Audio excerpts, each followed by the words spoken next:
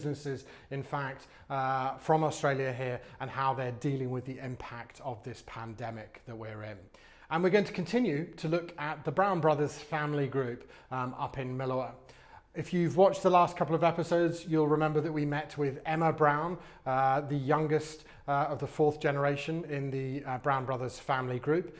She's in the marketing department. We then met with her sister, Catherine, who's the first female family winemaker. And they're doing some incredible work with the CSRIO on developing new varieties within the family wine group. The members that I want you to now meet today are the oldest surviving two members. It's Ross Brown, which is Emma's father and also Catherine's father, and also their uncle, John Brown. They've got an incredible story to tell about the history of the family and how they've really banded together to support their community in multiple times of crisis. They talk about the unique traits of what makes a family business work.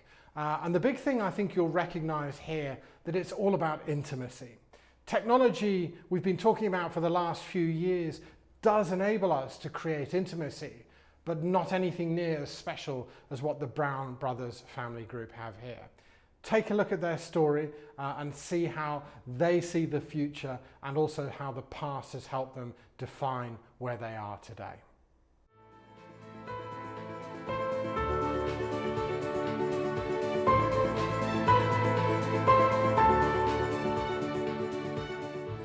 John Brown, Ross Brown, thank you very much for spending the time with me this afternoon to chat about the Brown Brothers family group. Thank you. Tell us a little bit about the history of where we are sat right now. This is the oldest standing property that we're in. Yes, this is what we call the barn. Yep. It was built by my great-great-grandfather, who settled here in 1857. He purchased the land from the government when the land was first divided up here, when white man was taking over the region. And he actually was born a Scot, but as a young fellow his family migrated to Canada and worked on a farm there, but he did some building activity in between seasons on the farm. And then when the Beechworth goldfields got underway, he immigrated to Australia and did mostly building work in the goldfields. But because the goldfields were new and the food supply chains weren't too good, he thought he'd make more money by buying a bit of land and growing food crops here on the main road between Melbourne and the Beechworth goldfields. So when he started growing his crops, he needed somewhere to store the grain, and this old building was put up in about 1860. Wow. And this is where the barrels were? Yes, here as well. It was used for a wine store for aging fortified wines for a long period of time. For the whole of my winemaking career, it was full of big old barrels, and I made muskets and ports in here, and tokays too. This is where the first wine would have been made. The very first wine was made here in 1889. They pushed the hay up to one end of the building, and then the wine was made here. It was used as a winery for 10 years, and then the current building was started in 1899. It was commissioned for the 99 vintage. There's quite a good story about the pitch of the roof, isn't there? That from his time in Canada, he was familiar with building buildings to take snow away. That's right. And it's 4 times or 3 times we've had snow here in 150 years. Yes. Wow. Yes. Ross, both of you, tell me a little bit about your memories, because we've been around the property today. I've been with Emma, your daughter, around the property, and I've heard about the history, and I've seen where you grew up and where some of the family moves have taken place around here. Tell me some of your memories growing up as a child. Well, it was a family farm back in the 50s and 60s, and my mother was a farming person, and she ran a couple of cows and had chooks and ducks, and so basically, and a lovely vegetable garden, and so we basically were sort of a farm, and vines sort of only started to emerge in a more commercial way in the 60s. We certainly had vineyards going back to the 1889, but it was in the 60s that wine suddenly started to take on a new lease of life. And the sheep and the cattle tended to disappear, but the household here was very much a farming household, and the food on the table basically came out of the chook pen or from the cows. There was not only milk, but there was cream and yogurt and sort of all those trappings that come from having your own produce.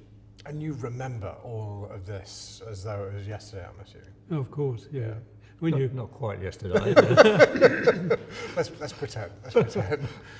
But they're very close to your thoughts for the rest of your life when you basically have that produce. And John and I both have our own gardens now and get enormous pleasure in being able to grow our own produce, and that's something that just sort of flows on naturally. Do you know the thing I've been talking about before we got into that, the thing that we're here today, I mean, I'm honoured to be drinking Patricia, one of your most prestigious wines, which is named after your mother, of course. And everywhere I go around here, all the conversations that I have, the people that I meet, it's all about these interconnections with the past meeting where we are today, including how the community live and how you've moved around from these different houses on the property here that are now still very much a part of your business as the Brown Family Wine Group as it is today. And the thing I'm interested in is how, despite and in spite of all of this change that we see going on, how have you managed to keep the heritage of your family as time has gone on? What's been the secret ingredient to that? I think a lot of it's got to do with our ability to go with the change and benefit from it. And we've been through a number of occasions like this COVID situation where we've come out of it much better and richer and more knowledgeable. One particular event was a spring frost we had in 1967 when almost all our entire grape supply came from the vineyard here in Millawar, so we lost our crop for the year. But we had 5 guys who worked in the vineyard at the time of that frost who were very capable vineyard guys. We didn't want to lose them, so we gave them a job of building an underground cellar. So they became, instead of vineyard labourers, became building labourers. Wow. And that cellar now we call our family cellar. Looking at innovation over the years, innovation is probably one of the most overused words we've had in the last couple of decades. What has innovation meant to you if we rewind back and look at the last couple of decades? I think there's probably 2 things that have driven our business successfully, and as John discussed, adversity.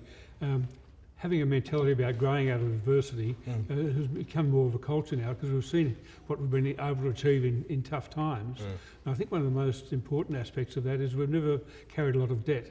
And so consequently, when we've had tough times, we've had the opportunity to be able to do something different. And in that environment, you can actually do some quite spectacular things, and you suddenly change the game. And I suppose when we're looking at the current COVID situation, we're continually telling ourselves and telling our staff, we have to make this a positive outcome. We have to find ways that we grow out of this and we're a better company than when we went into it. And so those sort of philosophical approaches become quite important. The other philosophical approach, which we can actually track down to our grandfather, was innovation or doing something a bit different. Because even right back in the very early times of planting, he was growing grape varieties that weren't common to this region. This region was predominantly fortified wines, and you have to take your mind back a little bit to know that in 1950, something like 90% of Australia's wine production was fortified.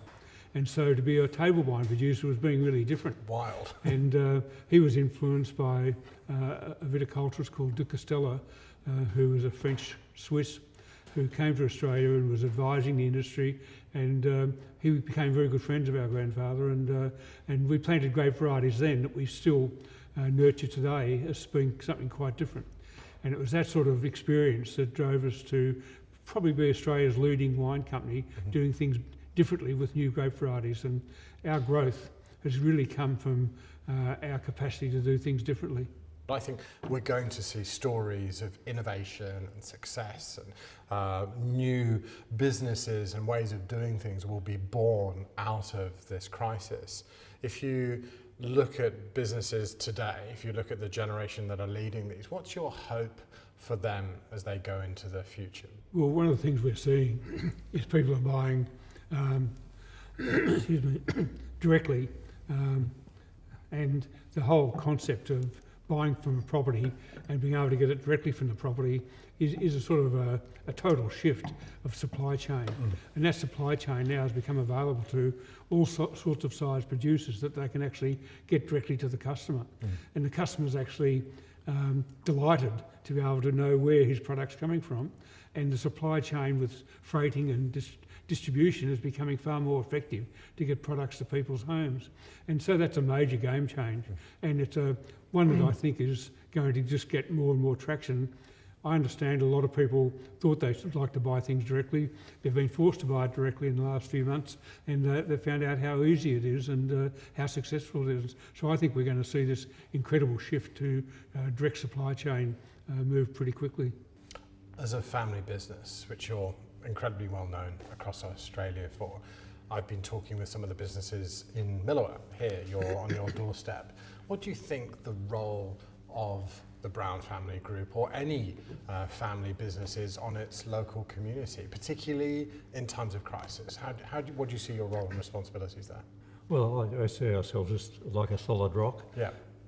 A business that is sustainable, yeah, and provides employment for a lot of the people who live in the district. Yeah. We're a very big proportion of the people who live in their region around here do work here, yeah, or in some way associated with us other than through work. And I think we give us a bit of a stability to a region, and of course we're able to contribute to, in some ways, to sporting events and things like that with supporting funds. And so, you know, I think we are a stabilising force, if you like. And that's a very similar theme I've got from the businesses in Millawa. We met with the cheese factory. They said almost an identical thing, that during the crisis, one of their big things around remaining open was just to be a point of presence, to give support back to the community, to say, hey, we're still here. Yeah. We're a level of normality for you. The employment aspect too is so important that we've really given everybody assurance that we're going to work very hard through this period to keep the business very sustainable, and people know we go into these things with low debt and have the capacity to come out the other side. So there's a level of confidence we can expose through the community. The other thing I'm interested in is also, and your business has been expanding globally and through China. China's a big market for you. The changing needs of consumers out there are fascinating. But if we look at today, there's these tensions going on between Australia and China at the moment. How do you see that playing out for even the medium term? I think we're going to see tensions like that just being the way we do business. Yeah. We're not particularly perturbed about the current tension in China. It can be difficult and something you have to take on board in your planning. But in regard to the long term, there's no doubt China is going to continue to grow as a country. It's going to become more affluent. It's going to have wine drinking customers, and we want to be a supplier to that market. And there'll be bumps in the road, and we'll take those bumps as they come. But we're not going to back away from planning a long-term growth pattern with the Chinese market. We've got quite a big investment up there. We've got Chinese working in the market as part of our team, and the relationship we have with the Chinese market doesn't reflect what you hear politically. So the politics will be the bumpy road, and outside the bumpy road we'll have wonderful relationships. Yeah, the arguments are basically through the politicians. The people on the ground are all very happy to deal with Australian wine, and we're happy to deal with Chinese goods. The other thing I've been waiting to ask you for quite some time, out of all the wines that you make, do you have a favourite? Is there one, if you had to choose one? Is that like asking you to choose a favourite child? Oh, exactly. I've got 3 daughters. I get so much trouble to have a favourite. You've got to be careful, Ross. My view about wine is wine's about the time and about an occasion. Yeah. And with our extraordinary range of wines, I actually drink quite a lot of other people's as well, which is people find surprising. I like all wine that's well made. I like the wines that got good flavours, attractive flavours, and I like a lot of the wines that are rare because of their interesting differences. Provided they're well made, I enjoy them. If you were to fast forward 50 years' time, what would you hope? So we're way out of COVID. We're in a very different world ahead. technology even would look vastly different. What's your hope for the world in 50 years' time, either for your business and where that's at now, then, or for the broader world as well?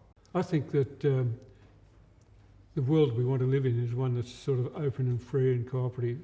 And the tensions you see around the world continually create a sense that the world's not getting a lot better and it hasn't learnt a lot from the past. I just hope the world does learn from the past, and we do see countries like China able to be part of a global system that's open and generous in the way it operates, and that the world continues to drink wine as part of their favourite tipple. And the Brown Brothers wine, of course. John? Everybody wants a peaceful life, don't they?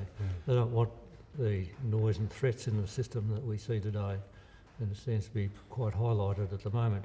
But I think a settled, peaceful world that's conscious of the environment and doing a lot more for the environment that's happening at the present time. And yes, I would think that they'd be drinking wine. Wine would be part of good living in 50 years' time, just like it's been for the past 1,000 years or so. Yep. So I would expect wine to still be popular.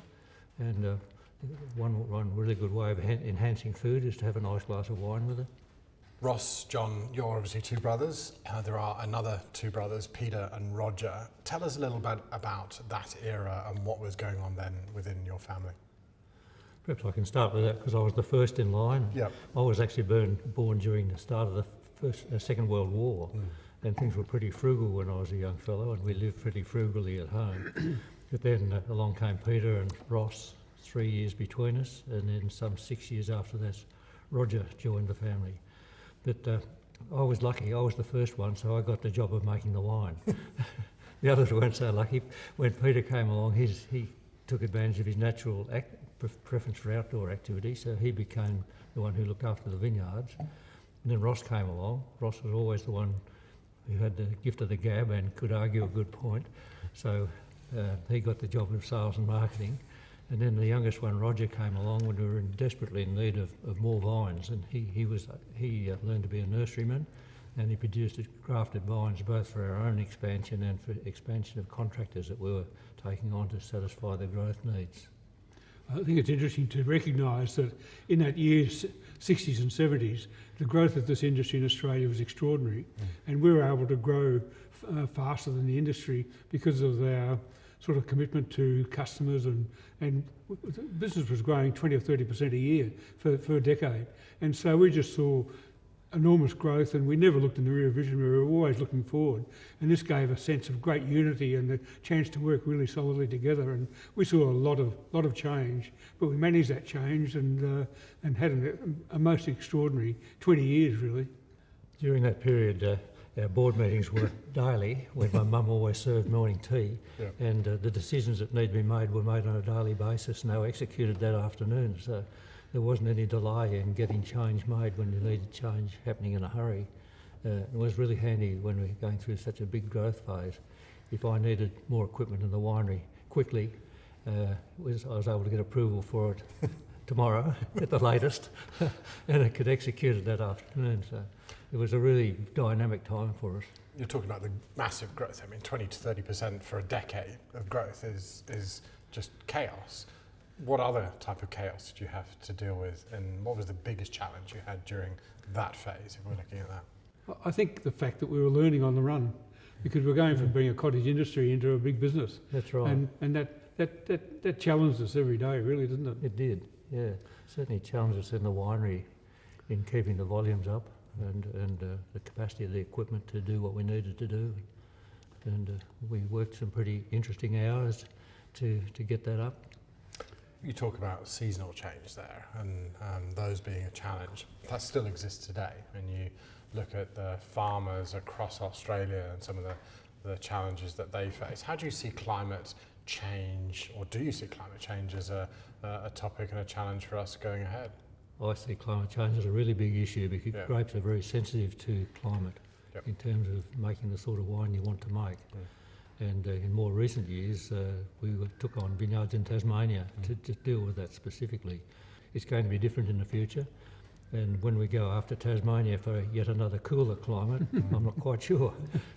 But in your lifetime, you've seen the vintage move forward 4 weeks, haven't you? Yes, 3 weeks. I've still got the harvest records of my dad from the 1930s, and the same variety picked at the same maturity here in Millwall is now ripening 3 weeks earlier.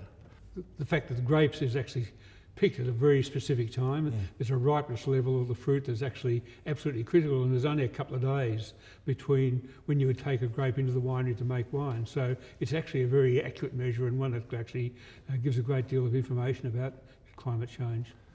And I don't see enough happening in the political parts of the world that are going to change what we're doing enough to make much difference. So I think that warming is going to continue, and we're going to have to deal with that. Gentlemen, thank you so much for sharing not only your barn and your thoughts, but also your beautiful wine, Patricia, with me this afternoon. Thanks for your time. Thanks. You're welcome. Thanks very much to Ross and John there, and what an incredible barn building that was. In fact, the oldest surviving building on that block there. I remember when we were filming as well that the family have moved around the different houses and are all still in such close proximity to the still business that exists there today. It really is an incredible story at the Brown Brothers Family Group, and it gave me some really interesting new perspective on what not just a business is, but also how family comes together in times of crisis. As I said, family is a tribe, and the Brown Brothers Family Group is a tribe in the truest sense.